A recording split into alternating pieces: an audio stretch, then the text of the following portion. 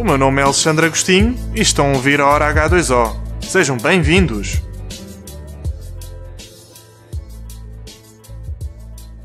Senhoras e senhores, bem-vindos a mais um episódio do podcast Hora H2O. Hoje temos um convidado especial, um pouco diferente do que estamos habituados, mas que tem um papel fundamental no desenvolvimento da natação e no desporto em Portugal, o Dr. Jaime Milheiro, que é especialista em Medicina de Física e Reabilitação e Medicina Desportiva. Também é diretor clínico da Clínica Médica do Exercício do Porto, diretor clínico adjunto do Comitê Olímpico de Portugal e membro certificado da American Academy of Anti-Aging and Functional Medicine. Bem-vindo, Jaime. Muito obrigado por aceitares o convite. Obrigado, eu. Obrigado, Alexandre. Obrigado. O Jaime, que também segue alguns nadadores portugueses, entre eles o Miguel Nascimento, o Tomás Veloso, a Diana Durães, o Gabriel Lopes, a Angélica, a Ana Rodrigues. Portanto, ele sabe o que é que se passa na natação portuguesa, e o Jaime também foi jogador de polo aquático. Por isso, gostava que o Jaime nos desse a conhecer um pouco quem é o Jaime, que experiência é que tens. Fala-me um pouco do teu currículo e do teu percurso enquanto jogador e como é que chegaste à medicina. Boa noite a todos. Desde já queria-te agradecer, Alexandre, o convite. Estas iniciativas são ótimas para ajudar a divulgar, acima de tudo, a natação, mas também aproveitamos para fazer uma pequena, para as pessoas nos conhecerem melhor, aos convidados, e eu fico-te muito grato e seguramente iremos tirar daqui ter aqui um bom momento. Eu fiz o meu percurso na natação inicialmente, mas acima de tudo foi no polo. Comecei na natação como qualquer miúdo, até aos 14, 15 anos. Nunca fui nada de especial, era daquele tipo de nadadores que o meu grande objetivo era fazer taques aos nacionais, e nada mais do que isso. Fui para o polo aos 15 anos e aí as coisas, também fui, de certa maneira, tive uma puberdade mais tardia, e o meu verdadeiro crescimento deu-se a partir dos 15, 16, e no polo encaixei muito melhor, a minha evolução foi melhor, foi maior, acabo por ter uma carreira muito interessante no polo. Fui 10 vezes campeão nacional por 2 clubes diferentes. Salgueiros e no Fluvial. Representei 3 clubes. Aliás, comecei no Fluvial, depois do Fluvial fui para o Salgueiros fui para o CPN voltei ao Salgueiros, depois voltei ao Fluvial. Joguei na primeira divisão 30 anos, que é uma coisa um bocadinho rara e difícil de explicar, até questiono a própria modalidade, mas foi verdade, joguei sempre na primeira divisão. De certa maneira fui atleta internacional e tive várias internacionalizações, fui a vários apuramentos do Campeonato Europeu e fui a única vez que Portugal foi apurado para o Campeonato da Europa, na altura era o Europeu B, e eu estive presente, foi em 2004 e isso foi o momento mais alto da minha carreira. Há um momento muito interessante na minha carreira de polo, que foi no verão, foi denominado o Verão Quente de 95, em que 3 jogadores do Fluvial, na altura o grande domínio do polo era entre o Algés e o Salgueiros, mas o Algés era consecutivamente campeão, e fomos 3 atletas de polo do Fluvial para o Salgueiros. E fui eu, o Rui Moreira e o Fernando Leite, e a partir daí iniciou-se o domínio do Salgueiros. Salgueiros ganhou 12 campeonatos consecutivos, acho que é o clube em todas as modalidades que tem maior número de vitórias consecutivas, e eu tive nesse início, chegamos lá aos 3, pegamos destaque e aquilo foi bom. E depois no ano a seguir veio mais um ótimo reforço, que foi Paulo Rosso do Algés, e aquilo de facto, juntando com todos os restantes elementos, fomos consecutivamente campeões. Eu fiz os primeiros 6, depois mudei para o CPN, também por causa daqueles... isto no desporto não tem muito que se diga, mas estas relações treinadores-atletas, eu acho que tentei sempre cumprir com a hierarquia, portanto, o treinador é que sabe, o treinador é que manda, e quando tu achas que o treinador está errado, eu digo isso muitas vezes aos nadadores, ou todos os atletas, eu sigo vários atletas, várias modalidades, mas falo muitas vezes este meu exemplo. Portanto, a partir de uma certa altura, se tu questionas a atitude do treinador, só tens 2 opções. Ou desistes, e aí irás dar sempre razão ao treinador, ou vais para outro clube e vais demonstrar ao treinador que ele estava errado. Essa segunda opção é mais dura, sem dúvida, é preciso algum grau de coragem, e foi o que eu fiz. E fui para o CPN, que era o grande rival nessa altura até de Salgueiros, e Epá, fui jogar contra os meus amigos, fui jogar contra os meus colegas de treino, de anos, que tinham ido de conquista, não é? E olha, enfrentei-os, não os venci, mas porque há um célebre final nesse tal 7º ano, porque nesse 7º ano a final foi Salgueiros CPN, e se eu tivesse ganho era o único que iria fazer os 7 títulos, mas é um jogo que está na minha memória, porque houve uma série de erros de arbitragem. Típico em Portugal, não é? Exatamente. E que deu a vitória para o Salgueiros por um golo, 2. Assim, o Salgueiros é uma coisa muito interessante. O Salgueiros ganhou 12 títulos consecutivos, como já disse. E depois a analisar esses 12 anos, até como eu estava a dizer, se tu pensas até que é uma modalidade com pouca competitividade, um gajo num clube ganha 12 anos consecutivos. Mas se fizermos uma análise estatística desses 12 títulos, portanto que são, normalmente os playoffs eram a melhor de 3 ou a melhor de 5, portanto seguramente jogos de final, sei lá, 30 jogos, várias vitórias por 2-1 ou 3-2, 30 e tal jogos, e desses 30 e tais jogos o Salgueiros ganhou 80% por 1. É incrível, chegava a hora, o Salgueiros ganhava sempre. É um célebre jogo que eu estava no CPN, estávamos a ganhar ao Salgueiros, a ideia por 4 golos na entrada do último período, os gajos viraram, pá. Coisas incríveis, coisas que um gajo não tem muito como explicar. E isto é que faz também a diferença dos campeões e dos campeões que se arrastam.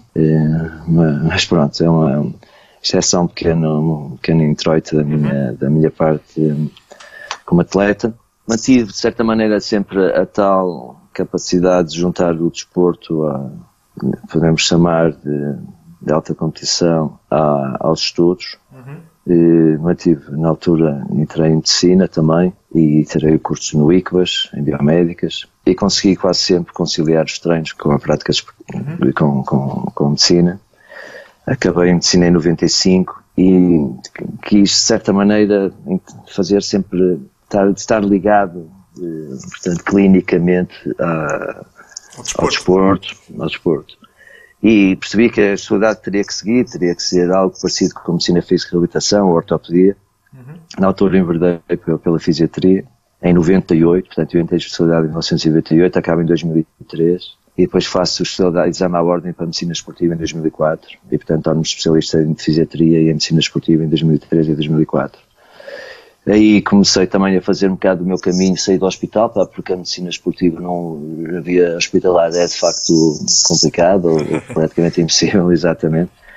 Então comecei, portanto, a fazer um caminho algo, se eu fizer assim uma pequena retrospectiva, posso utilizar esta palavra, um caminho algo solitário, porque eu mandei-me, de certa maneira percebi, tive um certo foco sempre no que eu queria fazer, e percebi que se calhar em Portugal não tinha grandes condições, e comecei a fazer uma série de cursos no estrangeiro, nomeadamente nos Estados Unidos, fiz aqueles cursos todos, Team Physician, American Academy, do ACSM, Sports Medicine, e que depois fiz uma série de ligações, porque eu também fiz um semestre da minha especialidade no Canadá, em McMaster University, e que mantive sempre essa ligação viva com os meus profs, com os meus colegas de laboratório, e o que fez com que eu cronicamente vá aos Estados Unidos em formação. E houve um certo período que eu achava que estava mais ligado, e de certa maneira, agora acho que não, mas as minhas dúvidas, as minhas questões, eu tirava-as muito mais com pessoas lá fora do que cá dentro. Em 2004 comecei a trabalhar com a equipa de professores primeiramente na Clínica Dragão, exatamente, que foi uma pessoa que me abriu muitas portas na altura, e trabalhei lá até 2010, e depois em 2010 decidi seguir um bocado o meu caminho e abri a minha própria clínica, o meu próprio espaço. Achava que de facto a lacuna na medicina esportiva ainda era muito grande, e ainda é, mas de facto, olhando nestes últimos 9 anos, muita coisa melhorou. Mas a principal lacuna, uma das principais lacunas, era a ausência do sistema de medicina esportiva, Alexandre. A medicina esportiva é uma coisa, e quando eu falo no sistema, e tu se calhar como atleta, se calhar partilhas seguramente esta opinião, a falta do sistema de medicina esportiva. E a medicina esportiva e também outra coisa, a grande confusão que existe entre traumatologia desportiva e medicina esportiva. São coisas diferentes. A traumatologia esportiva é uma área da medicina esportiva. A medicina esportiva é muito maior, muito mais abrangente. Isto também é uma das minhas batalhas. É tentar passar esta é uma das principais mensagens. A medicina esportiva visa melhorar o rendimento da performance esportiva. Ao seu método visa melhorar a saúde orgânica do atleta, física e mental, o que se irá repercutir numa melhor performance, certo? e não o trauma, nesta perspectiva, a perspectiva totalmente passiva do atleta que se lesiona, ou se não é passiva, a prevenção de lesão, como se terminasse aqui. Portanto, os mais eruditos falam em prevenção de lesão, e falam em prevenção de lesão, e falam num equilíbrio musculoesquelético, estás a perceber? Osteoarticular. E como se o tecido musculoesquelético fosse independente da saúde orgânica, das mitocôndrias, da função cardiovascular, percebes? E do espírito mental, de tudo isso, da capacidade de adaptação, porque nós somos o produto de tudo que conseguimos abranger, tudo que conseguimos adaptar, e neste caso o rendimento esportivo é completamente isso. O atleta tenta abraçar o estímulo, que é o treino, e desse modo tenta tornar-se maior, no fundo agitamos o organismo para atingir um patamar superior de estabilização, sabendo bem que essa adaptação, que essa subida para o patamar superior muitas vezes não acontece. Isso, se fosse tudo matemática, era muito fácil. E como tal, muitas vezes é dependente disto, como eu falei há pouco, do número de mitocôndrias, da ingestão ou não dos corretos nutrientes, da presença dos micronutrientes, da função glandular geral, do sistema endócrino, e tudo isso é muito diferente da traumatologia esportiva. Não é, e eu sei disso e senti muito isso na altura em que eu era atleta. A medicina desportiva, na minha altura, era o do mais básico que podia haver, e é isso que estás a dizer. Não havia nada desse acompanhamento médico nesses aspectos que estás a falar, e sinto que nos outros países já se faz isso há muitos anos, e em Portugal só se começou a fazer isso há, vamos dizer que é 5 anos para aí, e mesmo assim não é ainda o melhor possível, e acho que é uma das grandes lacunas no desporto português. Sim, e eu na altura, em 2010, achava que isto era um grande gap que havia na nossa medicina, e decidi-me a criar um espaço dedicado a isto. De certa maneira, sem falsas humildades, e como é óbvio que eu não sei tudo o que se passa no nosso país, mas na altura fiquei com a ideia que era o primeiro espaço no país a ter todas as valências necessárias à melhoria do rendimento do atleta. Se não foi, mas por acaso eu acho que até foi, mas esquece, mas se isto não for verdade, se foi o primeiro, foi o segundo, exatamente, a comentar.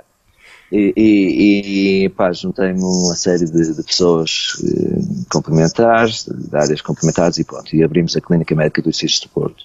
A Clínica Médica do Exercício de Porto é um projeto baseado na ideia Small is Beautiful, portanto, em que de um apoio completamente individualizado, esta medicina personalizada, a medicina individualizada, a medicina, portanto, que as pessoas percebem que nós estamos ali, de facto, várias pessoas à volta de um atleta, e ele, acho eu, que percebe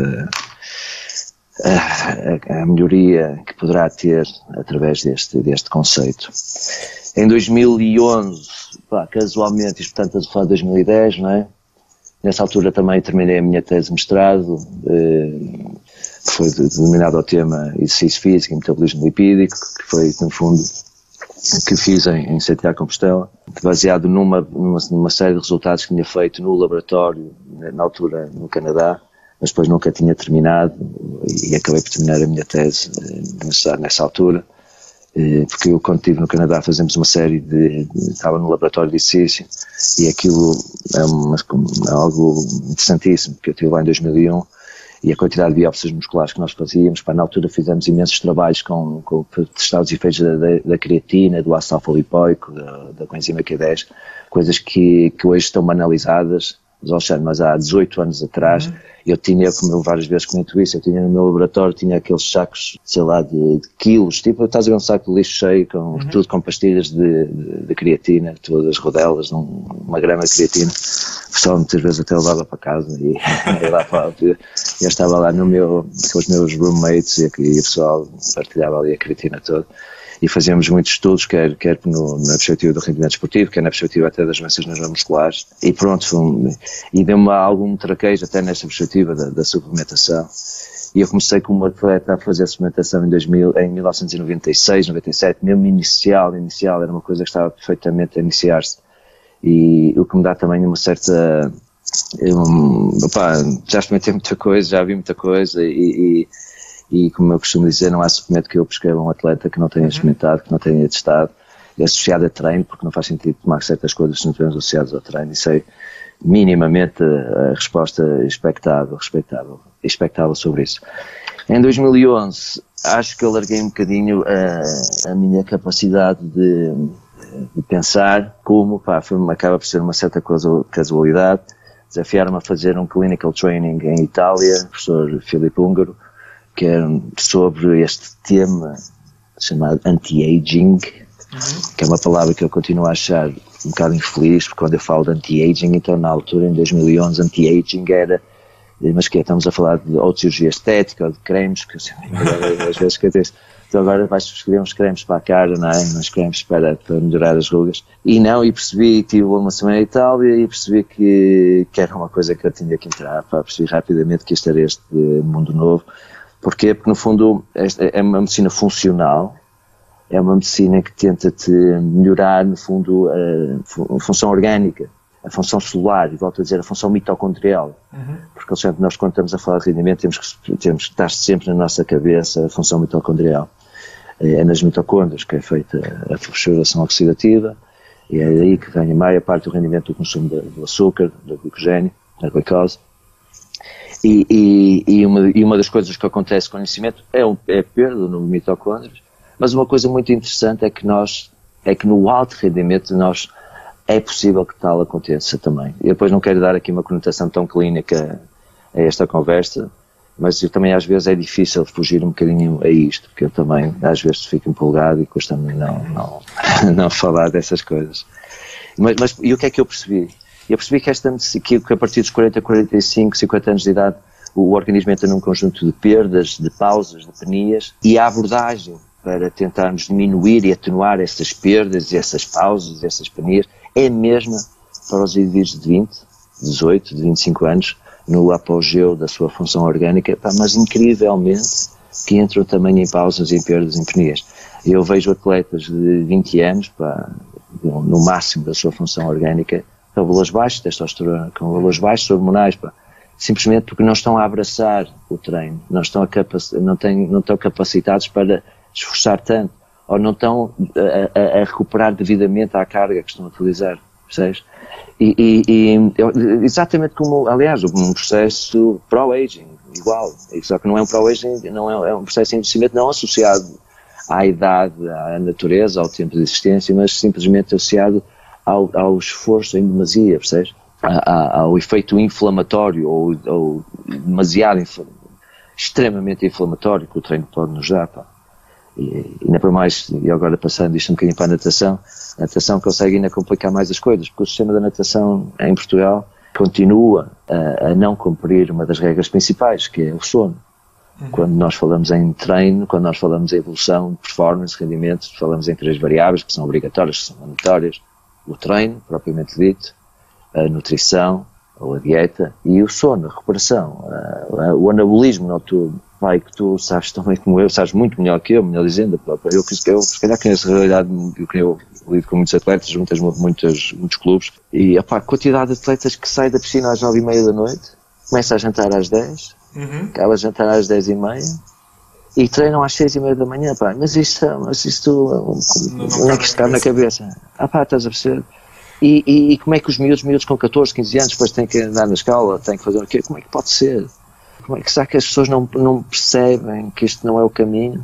Mas depois, claro, depois aqui uma pessoa fala nisso, mas é o horário que a piscina tem disponível, é o horário escolar, é todas essas outras variáveis. Mas olha que eu acho que também é uma questão cultural, porque em Portugal é cultural deitar-nos tarde. Eu lembro-me que, por exemplo, quando eu era mais novo, eu ia para a cama às 10, e quando eu dizia isto aos meus colegas de escola, toda a gente gozava comigo: isso é muito cedo para ir para a escola, para a cama.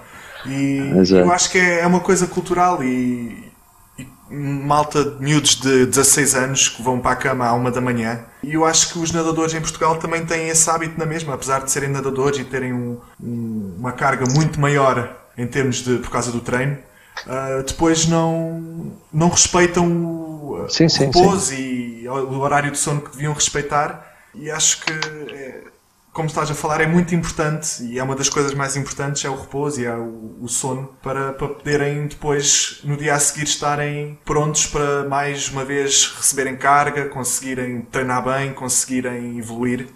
E tens razão, em Portugal acho que é uma lacuna muito, muito grande. Há certos clubes que estão a ajustar, há certos clubes que estão a começar a pôr os atletas a treinar às 3 da tarde, o que é ótimo. Já há outros com treinos às 5 e já há outros que estão a fazer, portanto, fazer o treino de manhã perto das 8 ou lá está às 7h30, e depois o treino da tarde às 3. E de facto isto acaba por encaixar muito mais. Também eu não conheço a realidade, nunca saberei dos clubes de uma maneira geral. Parece-me que ainda é algo pontual. Treinar às 3 da tarde é preciso ajustar o horário do almoço, como é óbvio, não é? Mas parece muito mais funcional, é muito mais semelhante ao que se faz lá fora, nos Estados Unidos. São zonas que temos fisiologicamente mais disponíveis e portanto, parece muito mais equilibrado. Depois percebi de facto que este tal mundo novo da medicina anti-envelhecimento era uma medicina que implicava muito conhecimento bioquímico, conhecimento endocrinológico, endocrinologia, da parte hormonal, da parte de neurotransmissores, a parte um acompanhamento analítico muito mais forte para aí, e percebi que eu daí terá muito rendimento para o mundo da medicina desportiva.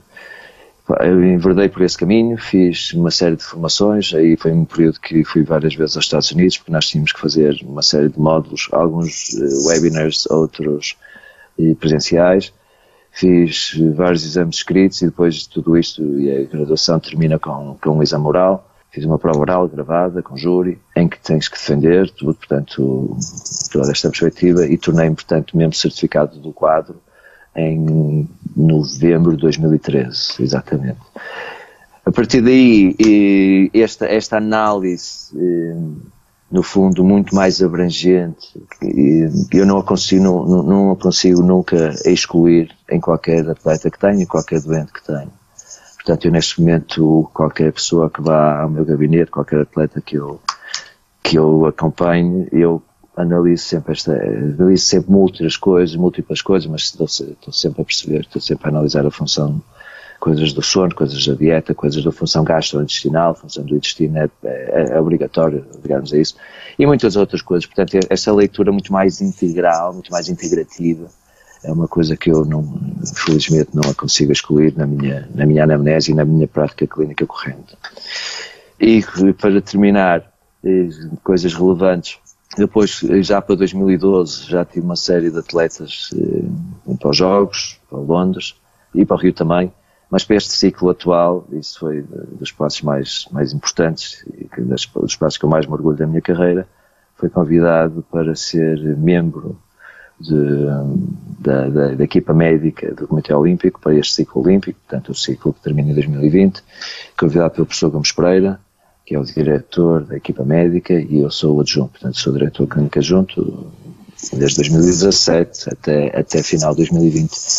É um trabalho aliciante, é um trabalho de extrema responsabilidade, porque nós somos super federativos, nós estamos numa posição acima da federação, no fundo nós das federações, o nosso papel aqui é salvaguardar que tudo corra bem, salvaguardar que nenhum atleta no fim dos jogos diga que lhe faltou na área de tanto acompanhamento médico-fisiológico algo que lhe tenha faltado.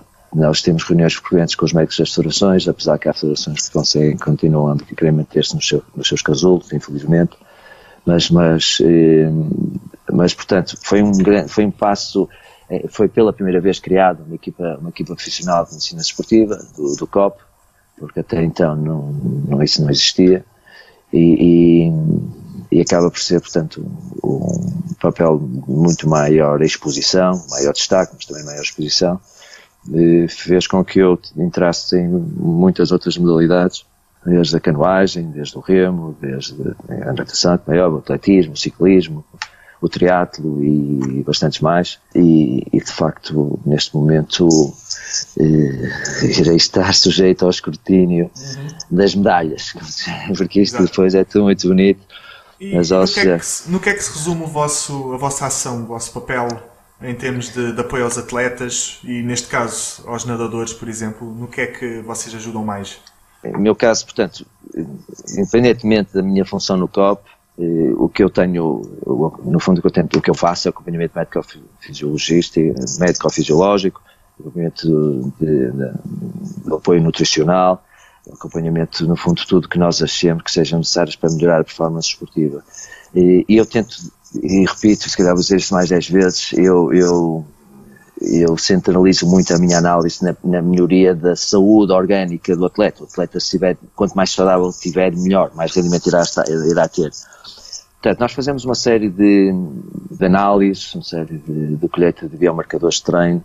Outra das coisas que eu tenho muito evoluído bastante é nesta criação, na tentativa da criação de um index alostático, allostatic index, que é isto é uma alostásis, é a capacidade de adaptação, no fundo, e o index, é a capacidade, portanto, percebermos qual é o caminho que este atleta está a ter o caminho de progressão ou não.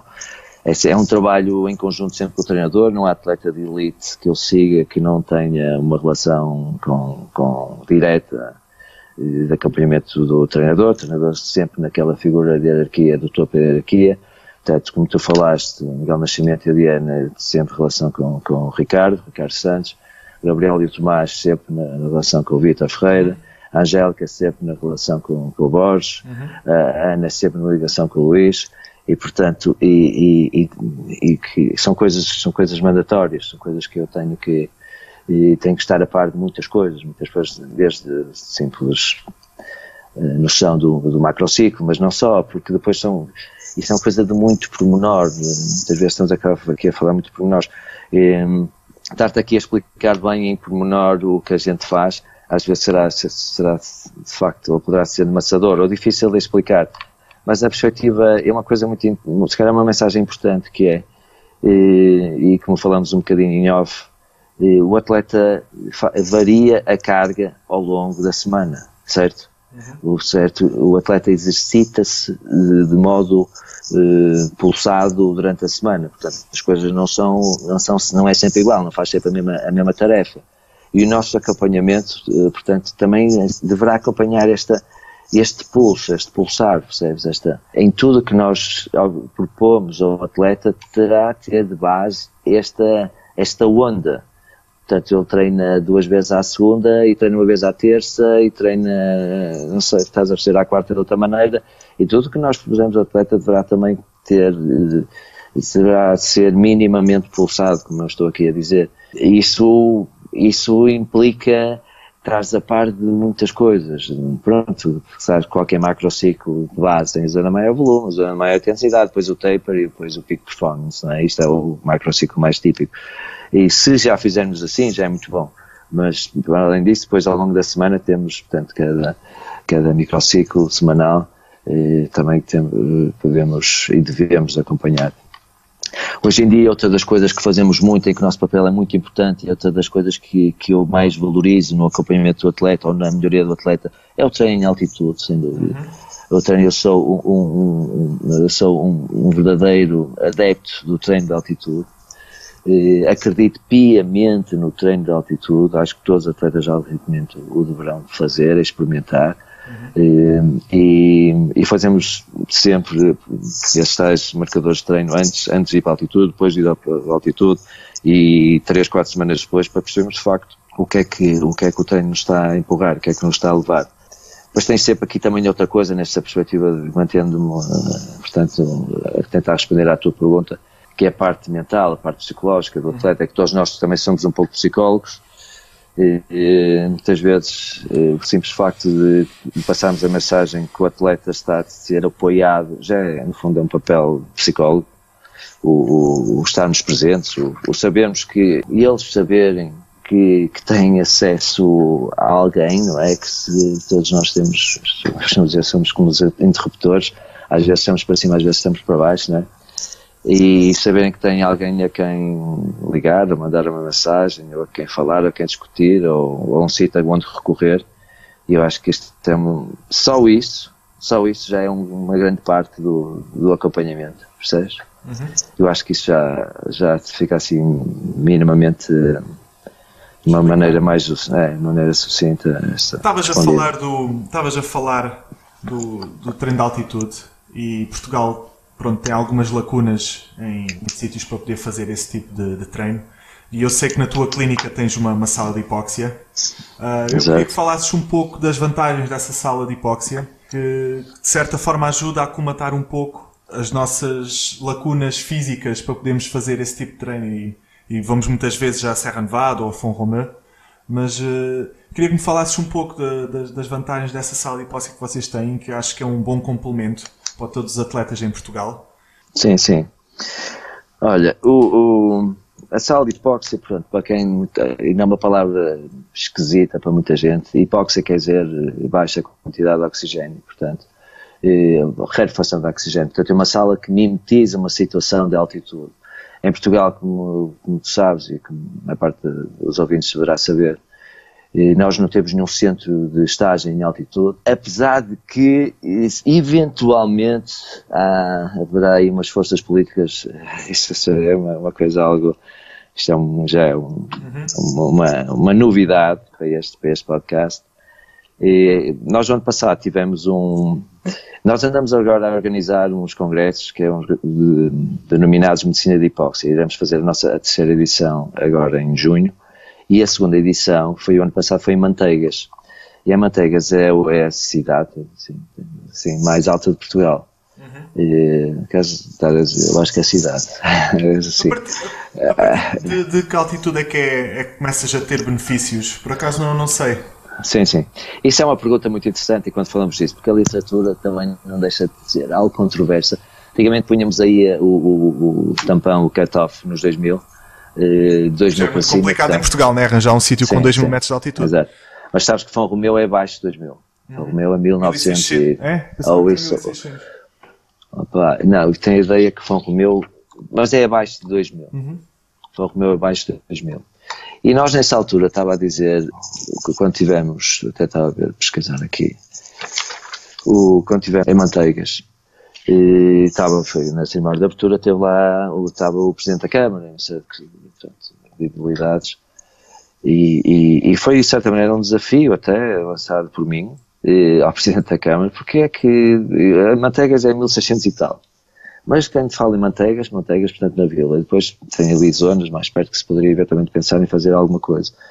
E, no fundo, porque é que não pensa, porque é que o município não pensa em criar aqui um centro de estágio, um centro de treino de algumas modalidades, inclusive uma piscina, coisa assim. Sabemos, respondendo à tua pergunta, os tais 2000 metros. Os 2000 metros, hoje em dia, no fundo, a evidência está a começar a achar que, eventualmente, há artigos que dizem que demonstram, portanto, benefício acima de 1000, 1100 já. Mas pronto, se calhar, mas também isto é um bocadinho uma ideia, e da minha experiência agora com a sala de hipóxia, o efeito é maior quanto mais alto estiveres. Até um certo ponto, porque a partir de uma certa altitude é tal a questão que tu não tiras rendimento nenhum, percebes? E pelo contrário, mais uma vez ultrapassas em demasia a tua tal capacidade de adaptação, a tua tal alostásis, percebeste? E eu lancei esse desafio ao Presidente da Câmara e soube até recentemente que eles andaram a fazer umas perguntas, andaram a falar com o pessoal do Carlos Jamor, na perspectiva mesmo de eventualmente se construir alguma coisa ali pelos 1700, 1800, e de facto isso seria um grande avanço para o desporto português, para o desporto nacional. Portanto, fica já aqui estás a ver, no teu podcast, esta é se calhar a primeira. Exatamente. E relativamente aos efeitos, basicamente o que é que a altitude cria? Cria maior dificuldade, ou seja, cria uma maior necessidade de adaptação. Portanto, pensa assim, tu tens que, é quase, apesar que isto é uma adaptação, uma maior necessidade de adaptação, mas central, chamamos-a central, ou seja, carga pulmonar, porque tu, por exemplo, se tu agora fores nadar com arrasto, não é? Também cria maior adaptação, certo? Vais ter maior exigência. Se fores nadar de t-shirt e de calças, ao tirares a t-shirt e as calças, ou tirares o balão atrás, tu vais nadar mais rápido, certo? Pronto, é como se tiveres qualquer coisa que te crie maior arrasto. Aqui a resposta já não é só periférica, periférica, quer dizer, pronto, o muscular, mas sim em termos centrais. Então, portanto, a função cardiorrespiratória tem que otimizar para conseguir adaptar-se à situação, no fundo, essa situação. Nós num dos congressos, até foi uma tira que o André Guimarães falou, que é o meu colaborador, principal braço direito da sala de hipóxia, e ele disse uma coisa muito interessante, que é, porque treinar 3 horas conseguimos tirar o mesmo rendimento numa hora? E de facto é uma coisa que é uma maneira simples até de dizer isso. O pessoal treina 1 hora na sala de hipóxia, é quase como se estivesse a treinar 3 horas cá fora.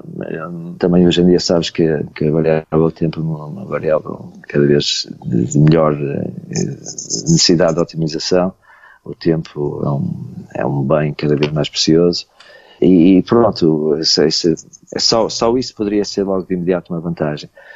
Mas a altitude traz muito mais coisas, desde a melhoria da hemoglobina, do transportador mais eletivo do oxigênio. E, a bem dizer, uma das perguntas que tu também, que se calhar gostavas de conduzir a conversa, qual é um dos principais dopings que ainda se utiliza hoje em dia? A EPO e as transfusões de sangue. O que é que eles fazem? É a mesma coisa exatamente que a altitude. Eu saiu um artigo meu no Público, há 2 ou 3 anos, e com uma frase assim, eles gostam de pôr umas frases mais bombásticas, a dizer, investigador, acho que era isso, português acha que irá revolucionar o doping.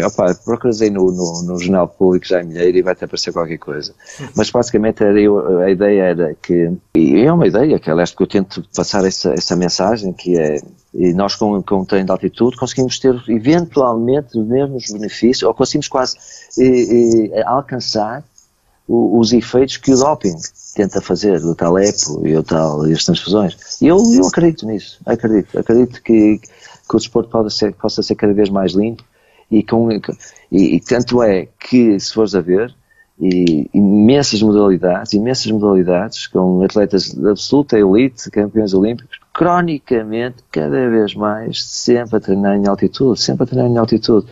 E eu, como tu sabes, sigo atletas de muitas modalidades, e nas modalidades, quando estou a falar com os treinadores, com os DTNs, e eles sabem as realidades dessa modalidade internacionalmente, e é tudo, fazem, porque nós também, e as que estão-se a iniciar no treino de altitude, porque de facto lá fora fazem todos aquele que foi campeão olímpico, aquele que foi campeão do mundo, de facto está a treinar em altitude já há uma série de anos, na natação sabes muito bem disso também. E isso é uma variável, neste momento, tão relevante, porque é quase, eu diria, e principalmente no desporto de perfil de endurance, principalmente, mas não só, cada vez. E nós no congresso deste ano vamos ter o Grégoire Millet, que é o suíço que tem mais artigos publicados sobre performance e hipóxia e melhoria de performance, e eu estive no Skype com ele há 2 dias atrás, ou 3, e ele cada vez fala mais no desporto, até no treino intervalado, nos esportes coletivos, E portanto é uma variável tão útil, tão forte, que eu estou aqui aconselho as pessoas a utilizarem. Eu tenho aqui uma história que até vai dar um pouco razão ao que tu acreditas. Eu fiz um estágio em altitude na Serra Nevada, e eu lembro-me de fazer uma medição do meu hematócrito antes de ir, e o meu valor era 48, acho eu. Sim, que é muito bom já. Exatamente. Mas eu, quando voltei da Serra Nevada, o meu valor estava a 52. O que é já... Qual é o limite do hematócrito para... Eu acho que é perto do limite. Sim, isso agora... Não há limite, podemos dizer que não há limite. O que existe no ciclismo... No ciclismo havia um limite, os 50%, 50 de hematócrito. E para tu teres uma noção também, porque eu trabalhei muitos anos no ciclismo, aliás, ciclismo será o desporto em que eu mais terei trabalhado. Olha, estou a procurar aqui isto na net, que tem assim, especialista diz que treino em altitude pode revolucionar o desporto. Portanto, estas são as frases que está opinião aqui no público. Mas para tu veres também um bocadinho o que é eu sou um defensor do ciclismo, eu sou um defensor de todos os atletas que eu sigo são pessoas, todas que estão na minha rede, eu acredito nelas e sinto-me membro da equipa e faço tudo que posso para defender a causa deles. Eu sou também, acima de tudo, um defensor das modalidades, porque eu também costumo muitas vezes dizer que em Portugal há duas modalidades, que é o futebol e as modalidades, e continuamos com um bocadinho com o efeito eucalipto do futebol no restante do desporto olímpico. O futebol acaba por secar tudo o que está à volta, infelizmente, não menosprezando o desporto em si, mas em Portugal, infelizmente, a nossa cultura é demasiado para o futebol e muito pouco para as tais modalidades. Temos jornais desportivos que são inacreditáveis, com 40 páginas e com 3 páginas às modalidades. Isso é surreal. Mas, portanto, estávamos a falar disso do efeito, portanto, nefasto que o pessoal pode ter, o efeito eucalipto, no fundo, está a chamar assim. E, portanto, no fundo, o jornalismo, que eu qualifico de má qualidade, porque não divulgam o que deveriam divulgar, e, independentemente que Portugal foi campeão europeu de futebol, portanto, isso é extraordinário, isso é excelente. Mas pronto, é um dos principais exemplos. O Pimenta foi campeão do mundo e no sábado e no domingo a capa foram jogos de futebol. Depois puseram a capa do Pimenta na segunda-feira, que foi campeão do mundo de 5 mil, mas a grande prova, que são os 1000 metros, ele é campeão do mundo da prova rainha, o K1 na prova rainha da canoagem, e o domingo tem um pequeno destaque, é uma coisa. São coisas ridículas. É o mundo que temos. Não é o mundo que temos, não. É o país que temos, não é o mundo que temos. Eu várias vezes digo isto, eu estava... E não vamos fugir depois, se calhar, aqui ao ciclismo, mas depois, se calhar, podemos avançar como quiseres. Mas eu lembro muitas vezes, quando estou às vezes nos aeroportos, em França e em Espanha, imensas vezes as capas dos jornais esportivos, lembro uma das vezes que era o gajo que ganhou o Paris-Roubaix, o John Museum, que era o gajo, era capa e contra capa. E não era futebol, e várias vezes em Espanha a equipa de basquete, o Nadal, claro que são gajos de topo, mas não interessa, mas o Pimenta é um gajo, claro que uma modalidade que menos destaca, mas é campeão do mundo, eventualmente campeão olímpico, percebes? E não, quando digo Pimenta, não quero falar, Pimenta tem muitos outros atletas. Mas temos aqui um bom exemplo da Espanha, que é o nosso país vizinho, e que o futebol continua a ser o desporto rei, mas eles continuam a dar o foco aos atletas de grande nível que têm, apesar do desporto rei ser o futebol, mas continuam a falar dos grandes atletas que têm, continuam a apoiar a nível monetário e a nível de mídia os atletas de topo que têm, não focam só no futebol, e é uma coisa que se devia fazer em Portugal também, porque nós temos atletas de grande nível nas outras modalidades. Disseste o Pimenta, temos a Telma Monteiro no judo, temos o Nelson Évora, qualquer atleta do atletismo que temos já de grande nível, mas que não, se formos na rua e perguntarmos a uma pessoa que não siga muito desporto, nem nunca ouviram falar desses atletas, e temos o exemplo da Espanha, da França, que tem atletas de topo e que tem o futebol como desporto rei, mas que depois não põem de lado. Tens o Nelson Oliveira, quarto lugar no crono, o campeonato do mundo, porque é uma coisa excepcional. Tens o Rui Costa, campeão do mundo, né? O Rui Costa foi campeão do mundo. Que é outra coisa. O Rui Costa já está reformado, não está? Não, desculpa. O ciclismo. Estava a fazer confusão com o do outro. Sim. Campeão do mundo de ciclismo, Isso é uma coisa brutal, de alcance mundial, planetário. Percebes? São os campeonatos do mundo de ciclismo, são provas de um destaque. Às vezes o pessoal não tem muita noção do que é o ciclismo.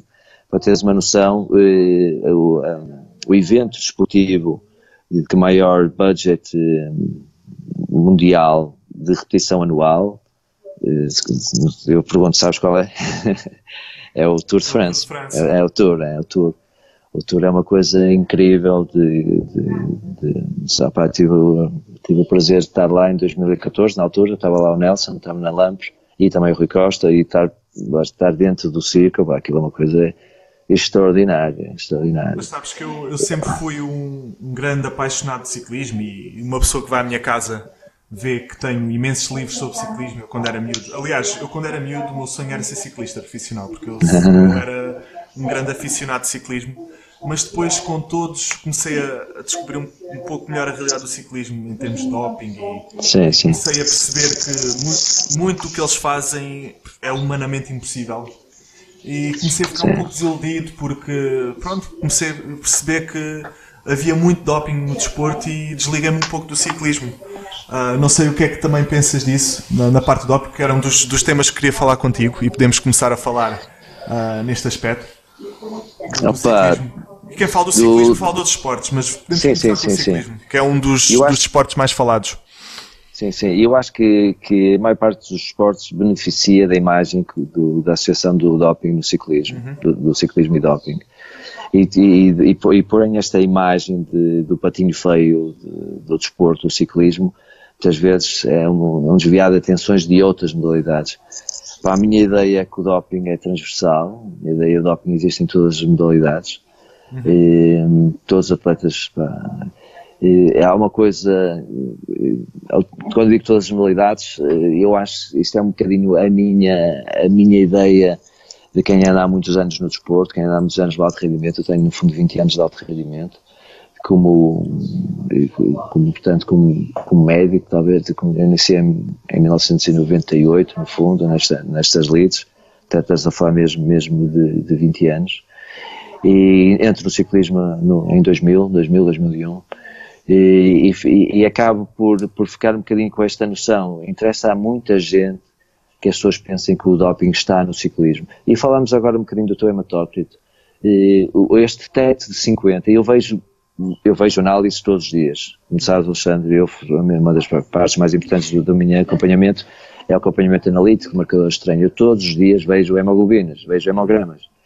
Aí vejo pessoas que têm naturalmente hematócritos elevadíssimos, 50, 51, 52. Eu digo-lhes muitas vezes, olha, se fosse ciclista, tinham a dopa à porta todos os dias, porque tinha que demonstrar que isso era fisiológico. E para teres uma noção, nas grandes voltas fazia sempre isto, e continua-se a fazer colheita de sangue, portanto acima de 50. Eu por acaso, agora neste momento, eu acho que já não é acima, não tenho a certeza, mas se uma pessoa tivesse acima de uma hemoglobina 16,7, 16,8 ou no top de 50, não entrava na competição, não era considerado um teste positivo, mas ficava suspenso durante 15 dias e teria depois que, através de análises seriadas, provar, demonstrar que era algo fisiológico, percebes? Mas a quantidade de pessoas que eu vejo fisiologicamente que têm esse valor e que depois, claro, com este, no fundo acaba por ser uma melhoria fisiológica de base, o que lhes irá dar um melhor rendimento no desporto. E, portanto, que isso pode ser absolutamente natural e portanto, para passar a mensagem que, de facto, o ciclismo, e para quem lá esteve, como eu tive, 16 anos, 17 anos, ficamos muito com esta mensagem, que nos interessa, somos algo perseguidos. Dizer que está limpo, também, eu não quero também estar, se calhar não quero entrar agora nessa conversa. Mas achas que o top 10 da Volta à França são todos limpos? Ou qual é a percentagem no top 10 de haver... Não te sei, abstenho-me de dar-te resposta, dessa resposta. Por exemplo, falando do Armstrong, e eu aqui, claro, isto para ficar gravado, o Armstrong para mim é um dos meus maiores heróis do desporto. E eu tenho a camisola do Armstrong da minha clínica, portanto não era preciso, não escondo aquilo nem pensar. Tenho a autografada do Lance Armstrong para mim, através do Manuel Cardoso, que na altura corria com ele na Radio Shack, e portanto é mesmo a camisola dele. E para mim sempre foi um herói. Eu assisti são coisas que ficam na minha memória. Eu assisti às entrevistas na ópera, eu li a acusação toda do Armstrong, do Travis Arquette, portanto da ousada, e aquilo, para quem não sabe, não é? O Armstrong nunca deu positivo. O Lance acaba por ser banned, por ser, portanto, castigado, sempre por pessoas que o viram a ter procedimentos, nas casas de transfusões de sangue, e numa altura, de facto, que julga-se que a maior parte dos atletas de elite o faziam. Exatamente, não é? Eu acho... Ele pode ter feito o que fez, mas eu, por mim, daquele top 10, praticamente todos o faziam e ele continua a ser o melhor no meio deles todos. Sim, não era, porque era um bocadinho a política da altura. há de E facto... para mim ele não deixa de ser o melhor ciclista de sempre, não é por ter feito o que toda a gente fazia, ele estava no mesmo pé de igualdade deles, dos outros todos. Sim, eu também partilho essa ideia. Mas eu, há bocado, como te disse, até curiosamente, eu recebi o podcast do Dan Patrick, o Undeniable, que ele teve com o Carl Lewis. E o Carl Lewis, eu acho que toda a gente sabe quem é o Carl Lewis, portanto foi atleta do século XX, não é? Foi recordista do mundo e vencedor. Ganhou 5 medalhas de ouro nos Jogos Olímpicos. Sim, exatamente, 100 metros. 100 metros, 200, salto em comprimento, mais estafetas. Sim, eu acho que ele é, no total... Mas nos Jogos Olímpicos, ganhou acho 4. Que o máximo 4 ou 5? Não, é o 4. Ele fez o que Jesse Owens tinha feito em 36. Os 100, os 200, o salto de comprimento, os 4 por 100. Okay. E depois ganhou isso, depois acaba por ter mais medalhas, porque foi campeão dos 100 em vários jogos. Ele em 88. E ele perde na final com o Ben Johnston, com o canadiano.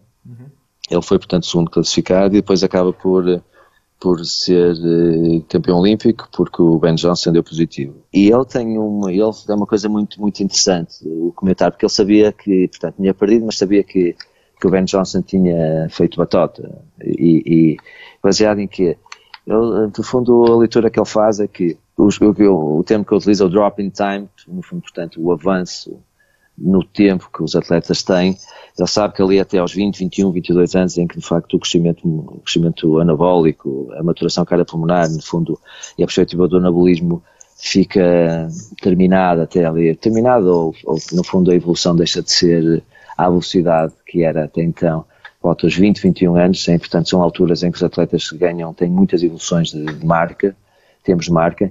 E depois, a partir daí, ele fala do caso dele pessoal, portanto, ele diz que com 20, 21 anos fazia 9,97 e acaba a carreira com 30 a fazer 9,86, tem ideia? Portanto, ele numa década tira uma décima. E, portanto, a partir dessa tal idade, 21, 22 anos. E o Ben Johnson, literalmente, galgou todos estes limites, os considerados limites fisiológicos. E, portanto, isso é uma questão, isto vale o que vale, isto era a opinião dele, se calhar há casos, e tu na natação, que conheces seguramente vários casos de atletas, que de repente tiram 2 segundos, 3 segundos em provas de 100 metros, na tua prova, ou não sei quanto, coisas que aparentemente difíceis de explicar. E depois o Dan Patrick questiona-o sobre a opinião dele do Bolt. Sua opinião não, porque isto é uma coisa, este podcast é de agora, mas ele já tem uma opinião, ele questiona, e ele respondeu, o que o Carl Lewis respondeu é que eu questiono, como todos nós devemos questionar os tempos do Bolt. Sabes que o Bolt também, ele gatilhou aquilo tudo, o Bolt passa 9,70, 9,60 e termina em 9,59, não é? 9,69, 9,59. Aparentemente até a travar, quem vê os recordes do mundo, acho que foi em Roma, 2009, o gajo faz aparentemente a travar e faz um 9,59. São coisas absolutamente bombásticas.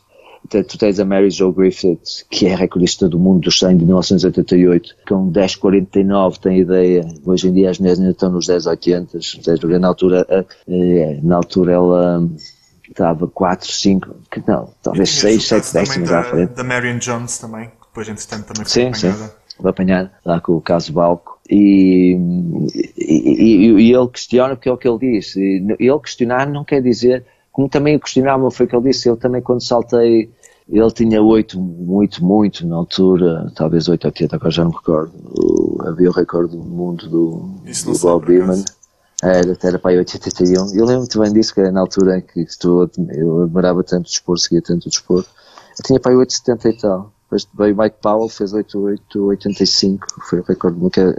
Tem ideia que não é o recorde do mundo, o Mike Powell. E como me questionaram a mim, é o que ele diz, como questionaram o próprio Carl Lewis, porque de facto o Bolt também acabou por ter uma evolução aceleradíssima, mas pronto, isso... O Bolt eu penso que ele já em Júnior já era campeão do mundo, já tinha um bom nível. Claro que os tempos que ele fez foram... 2 em 2 anos ele ia tirando uma décima, não é? Que já é um marco grande nos 100 metros. Sim. Mas pronto, ele já tinha algum, vamos dizer, pedigree enquanto júnior. Sim. Mas pronto, eu também continuo a achar que é um bocado ridículo os tempos que ele fez. Sim, opa, isto estou só aqui a partilhar a opinião do Carl Lewis, eu repito, no Undeniable, do Dan Patrick, portanto isso está seguramente online e as pessoas podem ouvir, é algo muito interessante. Mas voltando um bocadinho a este tema, acho que infelizmente existirá, esta é a minha opinião, de uma maneira, a palavra sempre é uma palavra, na medicina nunca nem sempre, mas há também, eu lembro, acho que foi um questionário que se fez, já não sei em que jogos, e a pergunta aos atletas olímpicos, um questionário, portanto, anónimo, em que a pergunta era: se tu atleta tomasses alguma substância dopante, tu saberias que iria prejudicar a saúde, mas que não desse positivo e tu fosses campeão olímpico, tu tomarias ou não? E acho que 80% disse que sim. Portanto, quem está no alto rendimento muitas vezes está disposto a fazer tudo para conquistar a vitória, e sabendo também que poderá prejudicar a sua saúde. Apesar de que este binómio substância dopante, alteração de saúde, ou se fosse isso, ou perda de saúde, neste caso nós falamos a doença, a palavra médica, a doença que ser considerada a ausência de saúde. Nós sabemos que o alto rendimento, o alto rendimento, portanto a repetição crónica, milhares e milhares de vezes de o gesto e também não é muito saudável, não é? Exatamente, é isso que eu queria dizer. Horas a fio, com corações a 170, 180, zonas severas de esforço. Isso também, por isso é que eu estou a dizer. Portanto, o NEC aqui é a palavra saúde, por isso, às vezes, ou tal a palavra doença, às vezes a ausência de saúde, será que isto é de questionar ou não? Sabemos hoje em dia que vemos muito, principalmente os atletas que desenvolvem patologia ritmogénica, portanto, problemas no fundo do ritmo cardíaco, uma série de arritmias, fibrilações auriculares, vários atletas, vários amigos meus, portanto, atletas com 40, 50, infelizmente com patologia cardíaca, completamente associado ao desporto. Não me parece que haja muitas dúvidas. Sim, e por acaso era um dos pontos que eu queria falar contigo, era os efeitos positivos, mas também negativos da natação e do desporto quando praticada durante muitos anos. E agora as pessoas dizem que pronto, o mais comum a nível popular é que és desportista, deves ser muito saudável. Mas o desporto de alta competição saudável tem pouco, não é? E gostava que falasses um pouco sobre isso. Na natação, coisas assim mais transversais, mais frequentes, são as alterações de postura. A natação também se fala, também é uma coisa importante. A nível articular do ombro. Sim. Mas tu tens má postura, vai para a natação. Estou médico, portanto. Dói-me as costas, então o senhor tem aqui nadar, não é? Exatamente. Outra coisa, mas também aí é outra perspectiva, é a natação lúdica, não é? E o exercício. E aí até coisa... tem benefícios. Sim, claro que sim, desde que se saiba nadar. Exatamente. As coisas mais normais acabam por ser mesmo essas alterações de postura, alterações do ráquis de coluna, portanto, alterações vertebrais. De facto, o pessoal fica com os ombros muito para dentro, não é? Os ombros muito rodados, e muitas das vezes também o que vai... Porque, e vamos dizer, isso acontece muito porque na natação o grande peitoral é muito solicitado e normalmente uma pessoa tem a musculatura anterior muito mais desenvolvida que a musculatura posterior, não é? Exato. O nado, tirando costas, é tudo em rotação interna. Exatamente. Qualquer só mesmo costas é que te promove a rotação externa. Eu costumo muitas vezes dizer, nós vocês deviam fazer 50% do treino é costas e 50% nos outros 3 estilos, percebes? Para compensar. E deviam, acima de tudo, mesmo quando fazem elásticos, deviam fazer muito mais tempo em rotação externa do que a promover os rotadores. Eu, como físio, foi sempre uma claro. Como é que eu ia dizer? Exatamente. Foi sempre uma das tuas batalhas. Sim, batalhas, e foi sempre uma das minhas recomendações. E eu acho que aos atletas que ouvem este podcast, por favor, não trabalhem o extra de rotação interna no reforço, porque não vale a pena. Já fazem muita rotação interna no vosso dia-a-dia e Exatamente. Há muitos outros grupos musculares a serem trabalhados. Claro, a serem compensados. E isso, pronto, na perspectiva mais, portanto, osteoarticular, não é? Do esqueleto. Depois, sem dúvida, esta questão da parte cardíaca, talvez seja uma das principais considerações. Cada vez se vê mais atletas com alterações arritmogénicas, portanto, alterações do ritmo cardíaco, arritmias, ou vulgar arritmia. Pá, o pessoal que está muito bem, de repente o coração dispara, pá, as taquicardias, assim. O que é uma chatice, porque vai implicar fazer, um grande grupo deles acaba por começar a fazer medicação crónica, pá, a partir dos 40, 45, 50. Vejo isso, sei de vários casos, de várias modalidades. Natação, remo, atletismo, ciclismo, pá, e acaba por ser assim essas condições. Depois tem aqui uma parte que eu acho que é muito importante na carreira, na perspectiva do atleta do alto rendimento. E quanto o atleta de alto rendimento, e falando um bocado de falaste disso, isso é muito saudável. Não, acima de tudo é uma pessoa muito funcional, certo? Só com extrema capacidade funcional superior à restante média. E salta mais alto, ou é mais forte, ou nada mais rápido, o que é que seja. Portanto, é superior, é mais funcional. Mas é um atleta com elevado, sujeito a um stress mecânico e orgânico muito superior ao comum dos mortais. E, portanto, falaste dos gastos dos ombros, portanto, stress mecânico, stress osteoarticular, maior, sem dúvida. E depois o stress orgânico, ou seja, podemos notar aqui uma conotação pro-aging, portanto, o stress orgânico é um organismo mais estressado, um organismo mais levado ao limite. Portanto, nós vemos certos tipos de modalidades, então aquelas que têm muito tempo em zonas fora do conforto, sem dúvida os atletas ficam envelhecidos, ficam com armas. No ciclismo via-se muito isso, atletas lá está, de 30. E depois vem aí a parte da tua formação específica no anti-aging, que é muito importante para o desporto, não é? Sim. Mas eu acho que, e era uma das coisas que eu queria falar contigo, a parte do Aging Athletes, que falamos há pouco. E achas que cada vez mais vemos atletas a conseguirem render a um alto nível? Porque antes, a partir dos 25, começava o declínio dos atletas. E agora cada vez mais vemos atletas olímpicos. Vemos o caso do Anthony Irving aos 50 livres, no caso da natação, a ser campeão olímpico aos 35 anos. E vemos cada vez mais atletas a render com uma idade avançada. E mesmo no ciclismo eu sei que eles atingem um pico de forma quase perto dos 30 anos, não é? Não se vê muitos ciclistas com 20 e poucos anos a render. E gostava que me falasses, voltando um pouco atrás, no anti-aging, se achas que se ajuda, se beneficia esse, como é que eu ia dizer, o aparecimento esse efeito e o aparecimento dos resultados numa idade mais avançada do que estávamos habituados a ver antigamente. Sim. E tens um outro caso, que é um caso que nós até achamos, até nem nos apercebemos, melhor dizer, que é o Cristiano Ronaldo. O Cristiano Ronaldo tem 34 anos de idade, mantém um aspecto totalmente jovem. Para quem agora for a pensar, se olharmos para a nossa volta, o pessoal com 34, 35, Ronaldo de facto, fisicamente e da parte, portanto, um sistema é um frame ótimo, não é? E o que logo me leva a pensar numa parte orgânica otimizada, e do que se sai cá para fora é um indivíduo extremamente preocupado com a alimentação, com o sono, com uma série de questões, o que lhe permite esta longevidade. Repara, ele está ao mais alto nível há 10, 11, 12 anos, é uma coisa surreal. E tens outro caso, que para mim é dos atletas mais admiráveis, que era dos atletas que eu mais admiro, até com o Lance Armstrong, sempre foi, aliás, e durante anos discutiram como o título do melhor atleta do mundo, porque o Armstrong foi considerado o melhor atleta do mundo vários anos, e outro, que já deve estar a pensar quem é, não é? O Sr. Federer, não é? O Roger Federer, o Roger.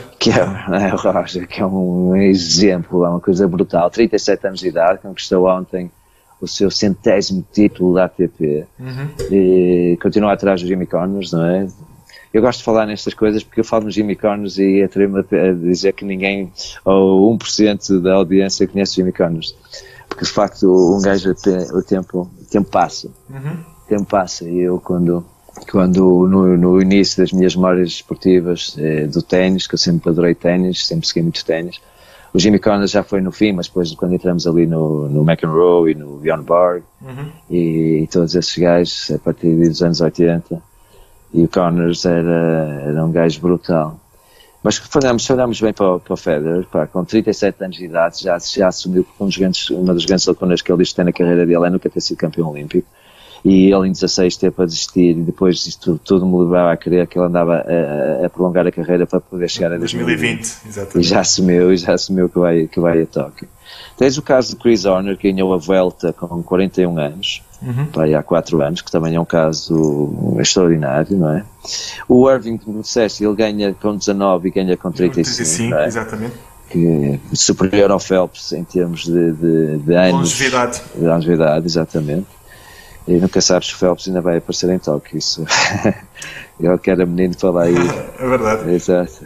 E o Irving, que tem uma história curiosa, que ele depois dos 19 anos, ele aos 20 reformou-se, levou um estilo de vida rockstar durante muitos anos, com drogas, fumava, etc.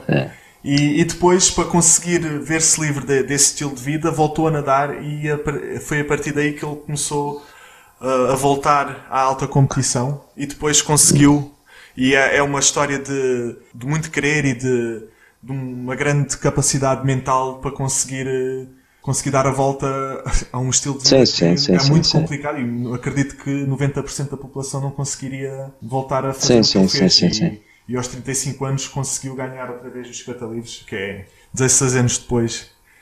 Sim.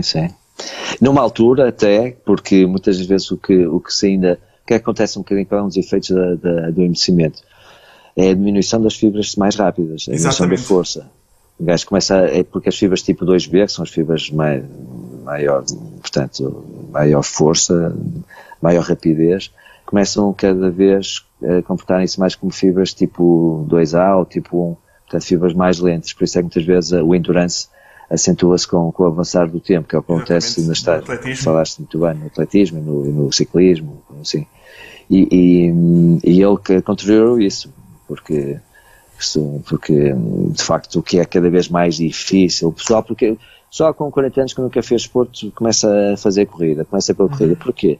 Porque é mais fácil, se eles fossem fazer esportes de força, desistiam com muito mais facilidade. Porque com devagarinho e tal, aquele endurance o pessoal aguenta, vai fazendo. Agora o que é difícil é fazer força, fazer remo ergómetros. Olha que eu senti muito isso. Eu, por exemplo, em 2007 nas Universidades fui fazer, na altura com o Arnaldo Abrantes, não sei se conheces, sei, é meu colega. Fizemos uns 100 metros e foi uma situação engraçada, porque eu disse que fazia os 100 metros a correr e ele fazia os 100 metros a nadar, que nunca fez, ainda estou à espera até hoje que ele faça. E eu na altura corri para 11.6, que não é nada mal. Exatamente. Muito bom, meu. Muito bom. Só que agora eu joguei futebol americano até há um ano atrás e eu já tinha 31 anos na altura. E senti que já não tinha a mesma velocidade de quando fiz esses 11.6 e foi um declínio muito grande. E eu assim, mas eu corri tão rápido e agora de repente já não consigo atingir aqueles picos de velocidade que conseguia. E é o que estavas a dizer, com a idade uma pessoa vai perdendo essas fibras rápidas. Sim. Por isso é que ainda vamos ver o Miguel Nascimento nos jogos a ir aos 800. Daqui a 4 anos. Daqui a 4 anos o gajo vai começar, ainda vai aos 800, ainda vai aos 1500, nunca se sabe. Que o Miguel faz tudo, né? Miguel fica feito. Isso é uma piada para quando ele ouvir. Sim. Mas entrando aqui no Aging Athlete, voltando ao tema. São coisas muito novas, esta prevalência da carreira, são coisas que começam cada vez a ser mais frequentes, casos como este, mas não deixam de ser novidade. Eu lembro quando tinha há 20 e tal anos no futebol, o atleta com 27, 28 anos entraria em final de carreira. Hoje em dia tens jogadores, e não, 30 anos é quase a otimização, mais uma vez o período ótimo, 30, 31, 32. E podem começar a baixar um bocadinho 33, mas vês vários jogadores até aos 30 e muitos, e até eventualmente com 40, ou perto disso. Isto tem muito a ver com a evolução da medicina, isto é a minha maneira de pensar, tem muito a ver com a evolução do apoio do atleta, do acompanhamento. Há bocadinho falamos sobre isso, o acompanhamento médico-fisiológico, mas todas estas coisas, hoje em dia nós conseguimos monitorizar, objetivar uma série de coisas. E nós conseguimos objetivar a qualidade de sono, sabes que o sono tem 3 fases, não é? Sono ligeiro, zona REM e zona profunda de sono, o deep sleep, e é no deep sleep que nós produzimos a maior parte das nossas hormonas anabólicas, regeneradoras, e nós percebemos, através da monitorização, se o atleta está a ter as devidas zonas de sono profundo, porque às vezes, como eu te falei, eu pergunto sempre, portanto, a que horas é que o atleta se deita, a que horas te deitas e a que horas acordas. Muito bem, e dormes seguido? Sim, portanto, não tem distúrbios de sono. Mas isso não implica que ele esteja a ter a devida regeneração noturna, estás a perceber? Porque, desde que eu utilizo uma coisa que é o Oura Ring, que é um dos wearables atualmente de maior eficácia e de mais novos, mais informação, e fiquei a perceber, fiquei cada vez com mais esta noção, de facto eu posso estar na cama 8 horas e dormir 6h30, ou ter zonas profundas, às vezes nem tinha 30 minutos de deep sleep, ou seja, e acordava muito mais cansado se tivesse zonas mais profundas, de sono profundo. E depois temos a parte a parte do acompanhamento nutricional, e sabemos que há certos tipos de nutrientes, certos tipos de aminoácidos que promovem a zona profunda de sono.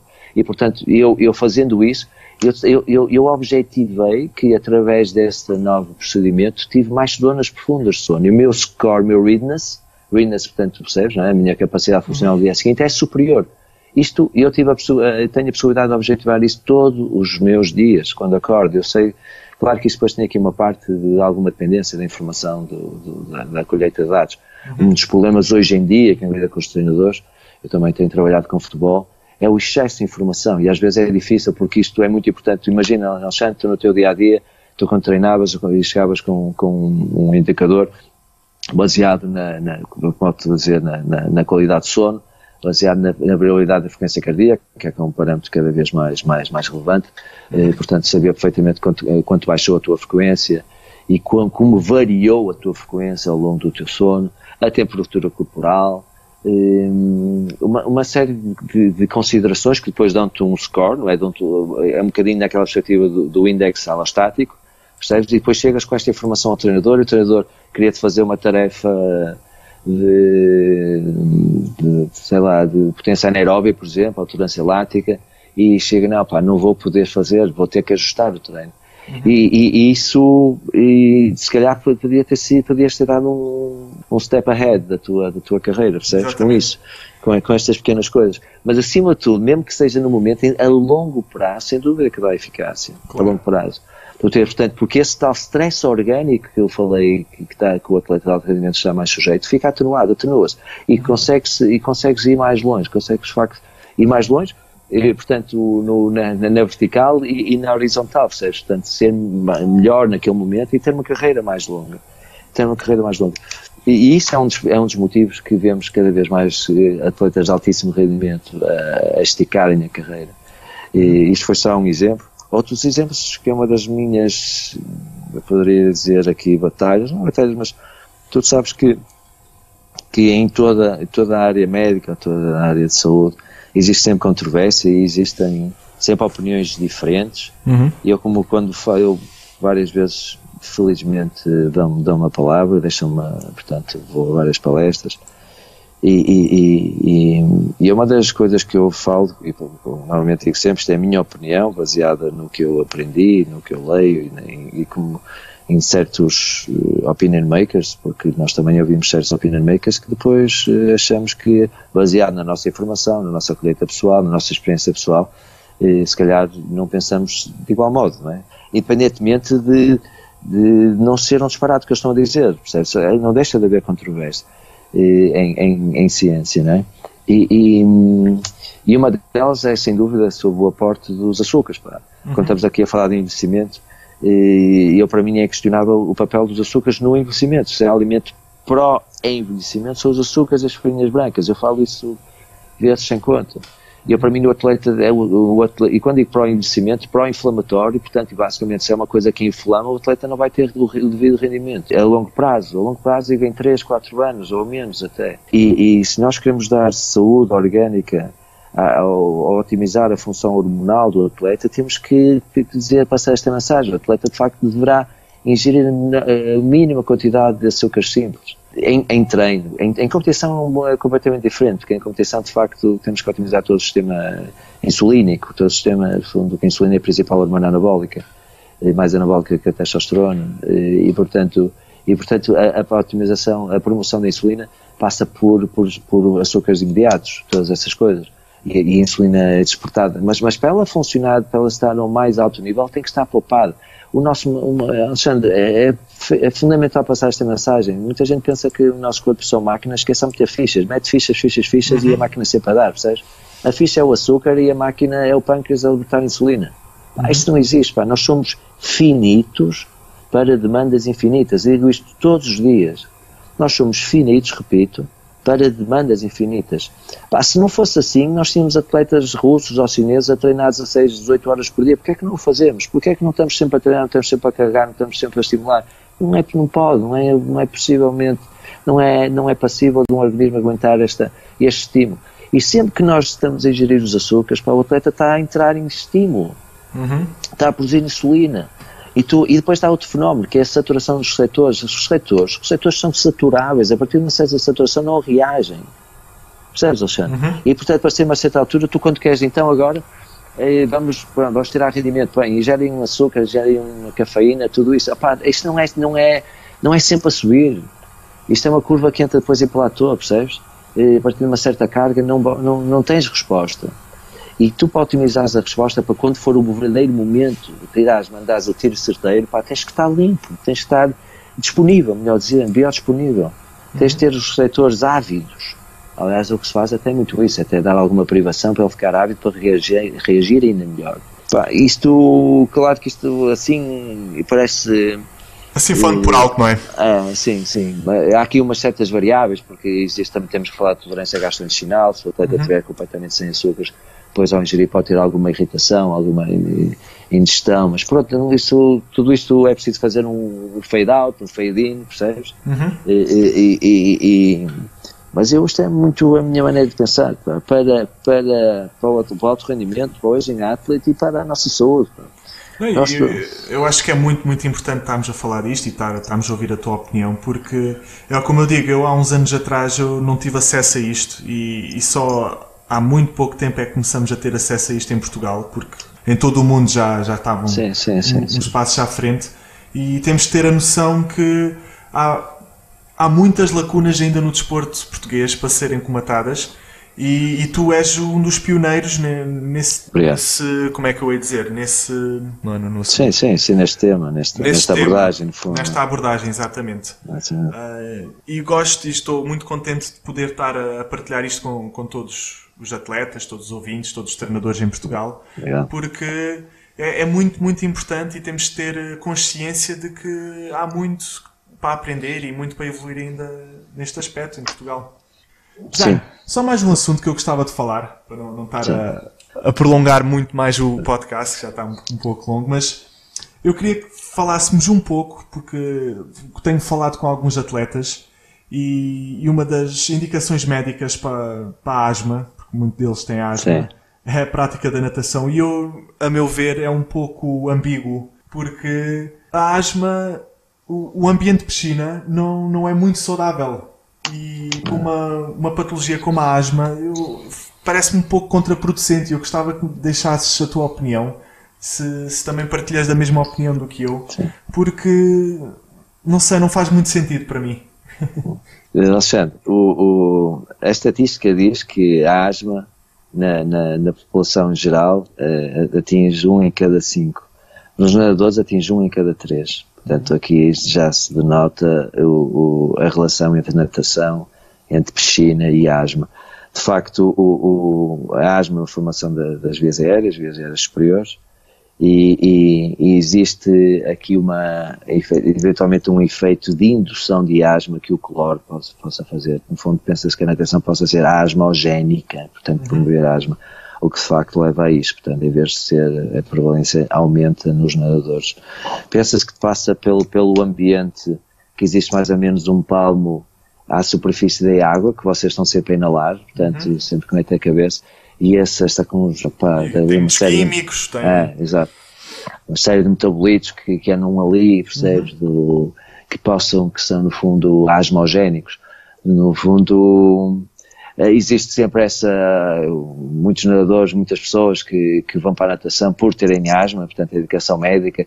Porquê? Porque tem um ambiente úmido e quente. Sabemos que o ambiente úmido e quente ajuda a criar anti-inflamatório das tais vias aéreas, como o inverso, porque é que o frio e seco, por é que os atletas, quando os de outdoor, o pessoal que vai correr no inverno, devem proteger as vias aéreas, porque é asma, porque é inflamatório, melhor dizendo, inflama as vias aéreas, não é?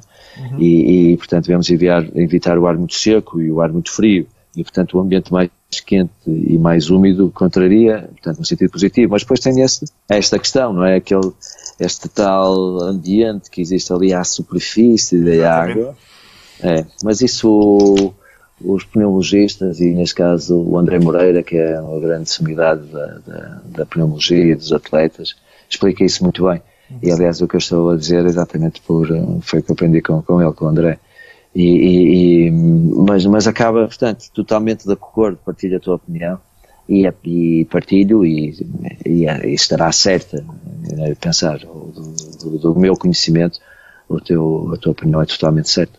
Muito obrigado por participares neste podcast. Penso que foi muito, muito interessante, apesar de ter sido muito grande.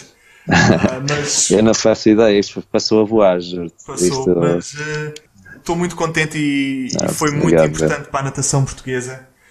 Eu, sinceramente, há aqui tópicos que ainda gostava de falar contigo numa outra edição do podcast. Portanto, fica o convite para no futuro voltarmos a falar. Muito obrigado por terem ouvido a Hora H2O. Sigam-me no Twitter em Alex_Agostinho para colocarem as vossas questões, darem-me o vosso feedback e perguntas que queiram fazer aos próximos convidados. Muito obrigado e até à próxima.